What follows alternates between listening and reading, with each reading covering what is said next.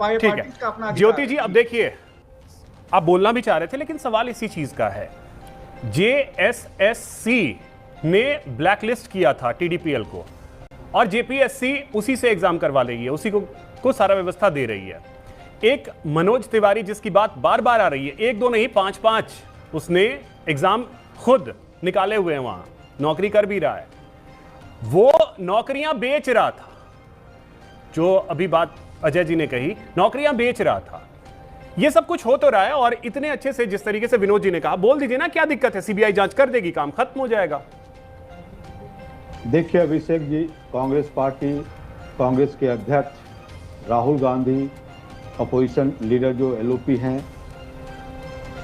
सारे लोगों का एक ही बात है और एक ही मानना है कि छात्रों के विरोध में कोई भी सरकार हो, चाहे कोई आदमी इंडिविजुअल हो, चाहे कोई कम्युनिटी हो, चाहे वो कोई संस्था हो, अगर उसके करियर से मजाक करती है, अगर उसके करियर को बर्बाद करने का प्रयास करती है, तो कांग्रेस पार्टी कभी खड़ा नहीं।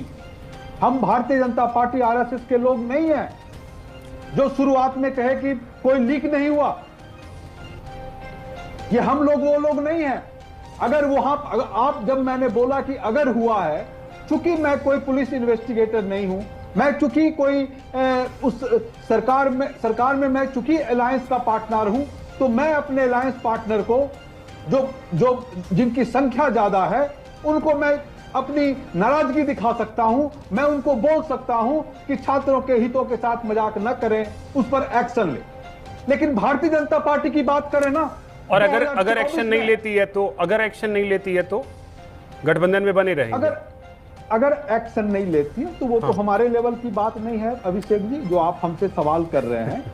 चूंकि अगर नहीं लेती है और हम छात्रों के हितों के लिए हैं, तो हाई कमान है उसी लाइन पर सोचेगी, उसी लाइन। हम तो आरएसएस और बीजेपी के लोग तो है नहीं कि आपने के राधा कृष्णन की अध्यक्षता में एक कमेटी, हाई कमेटी बनाई 2024 के नीट यूजी के बाद, और 101 सिफारिशों पर आपने कितने सिफारिशों को माना, इस पर सवाल कीजिए उनसे पूछिए कि 2026 के नीट यूजी का जब एग्जाम हुआ और नंदन नीलेकनी की अध्यक्षता में कमेटी बनी, तो क्या उनके कितने सिफारिशों को माने?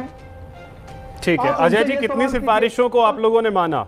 सवाल तो अगर कांग्रेस शासित राज्य में या दूसरे पार्टियों के शासित राज्य में सवाल उठ रहे हैं तो आप सवाल तो खड़े कर दे रहे हैं, लेकिन बात गुजरात की आती है, बात उत्तराखंड की आती है, तब आप चुप हो जाते हैं।